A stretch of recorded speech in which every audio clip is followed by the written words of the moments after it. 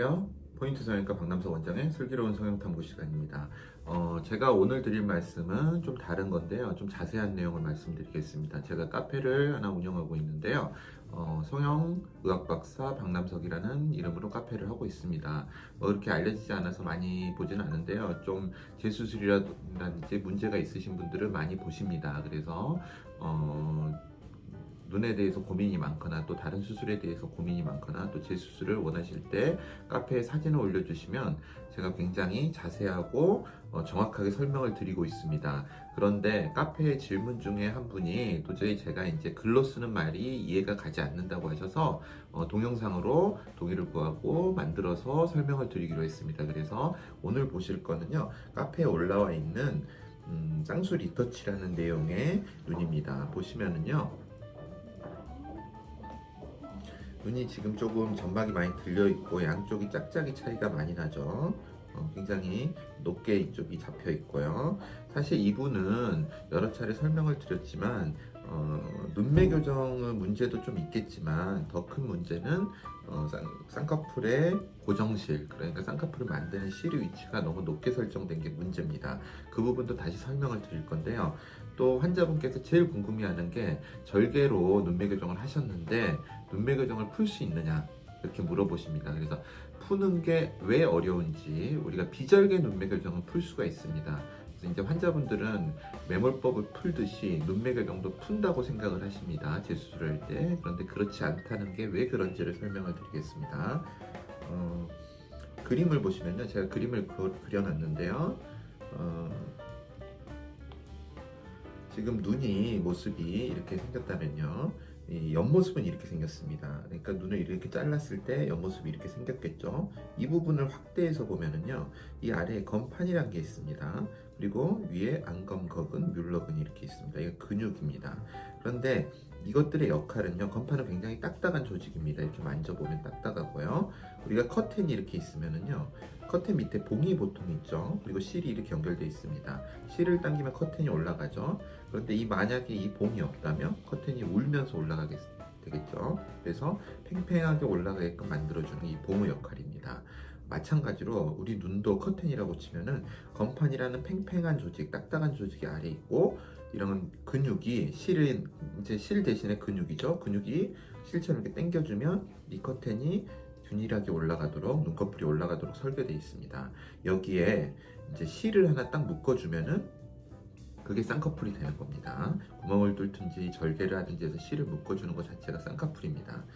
그런데 비절개 눈매 교정의 경우에는요, 이제 눈매 교정이라는 것 자체가 이 눈의 폭이 잘 안 보이는 거기 때문에 근육을 단축을 시켜주는 수술입니다. 단축을 시키는 방법이 두 가지가 있겠죠. 첫 번째는 근육 자체를 잘라서 붙여주면은 짧아지겠죠. 그러면은 눈이 커지겠죠. 또 하나는 근육 자체를 접어주면은 눈이 커질 것입니다.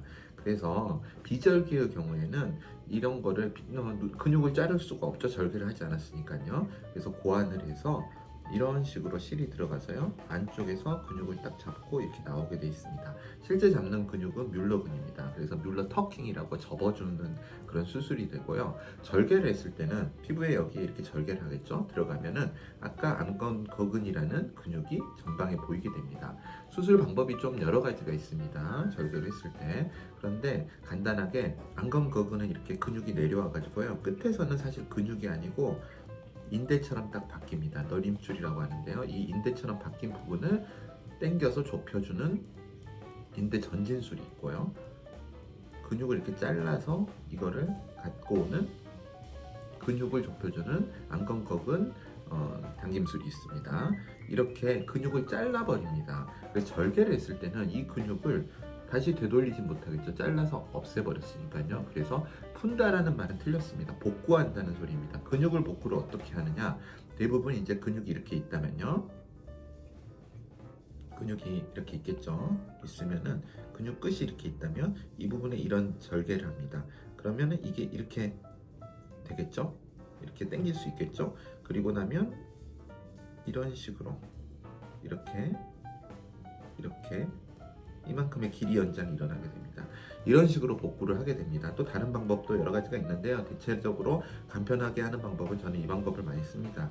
그래서 과교정된 눈매 교정을 늘려줘서 교정을 정확한 위치에 하는 경우가 많습니다. 그래서 푼다라는 개념은 틀린 거고요. 복구를 해주는 겁니다. 그런데 아까 말씀드렸던 이렇게 묶어주는 비절개의 경우에는 이 실을 없애버리면 아주 오랜 시간이 지나서 유착이 일어나지 않았다면 이 접힌 근육이 다시 원래대로 돌아옵니다. 그래서 푼다는 개념이 여기에는 맞게 됩니다. 그래서 비절개 눈매 교정은 풀 수 있지만 절개의 경우에는 푼다는 것보다는 복구를 하기 위한 수술을 한다는 겁니다. 아까 예를 든 환자분은 이제 그 눈매 교정 때문에 이런 일이 생겼다고 계속 생각을 하시기 때문에 눈매 교정을 풀면은 원상태로 돌아가느냐를 질문을 하셨습니다. 근데 눈매 교정은 아까 말했듯이 푸는 게 아니고 복구를 하는데요. 그렇다고 환자분의 문제는 그게 아니고 실제로 이제 쌍꺼풀 아까 여기에 이렇게 실을 묶어준다 그랬죠. 그 실을 고정시키는 부위가 보통 이 부위입니다. 그런데 이 부위에 실을 고정을 시키게 돼요. 피부로 해서요. 그래서 접히게 하는데 우리가 환자분 같은 경우는 눈꺼풀을, 쌍꺼풀을 좀 낮게 절개를 했습니다. 그런데 고정하는 거는 높게 고정을 해버린 거죠. 그것도 양쪽이 좀 차이가 나게 고정이 됐기 때문에 이게 피부가 이렇게 딱 잡혀서 이렇게 돼버리는 상황이 되기 때문에 점막 들림이 일어난 겁니다. 또 하나의 점막 들림의 원인은 이 아까 근육을 이렇게 당겨서 이렇게 고정을 한다 그랬죠. 근데 고정 위치를 좀 적절하게 안 하고 좀 아래에 해버린 경우, 그러면은 당연히 이쪽으로 힘이 걸리겠죠. 부하가. 그러니까 점막이 들려버리는 겁니다. 이 두 가지 원인이 복합돼 있을 수도 있고 고정만을 했기 때문에 높게 했기 때문에 아까처럼 점막 들림이 일어났을 수도 있습니다. 제 예상은 두 가지 원인이 복합적으로 있었을 것 같습니다. 그래서 이해가 되셨을지 사실 어려운 부분이라 그림으로 편하게 설명을 드리려고 했는데 어느 정도 이해가 됐을지는 조금 걱정이 됩니다. 하지만 글로 쓰는 거는 너무 힘들고 또 사실 이 부분을 잘 이해하기가 쉽지 않기 때문에 좀 길지만 이런 영상을 만들었습니다. 언제든지 재수술 때문이라든지 아니면 그냥 일반 수술도 눈이라든지 다른 부분에 문제가 있으면 제 카페 성형의학 박사 박남석으로 물어보시면은 제가 친절하게 답해 드리겠습니다. 사실 성형외과 의학 박사인데요. 제목을 잘못 입력해서 제목을 고치려고 하는데 두세 달이 걸린다고 합니다. 그래서 아직 그렇게 이름을 쓰고 있습니다. 감사합니다. 포인트 성형외과 박남석 원장이었습니다. 여러분의 좋아요와 구독이 저에게 큰 힘이 됩니다. 좋아요를 꾹 눌러주세요. 감사합니다.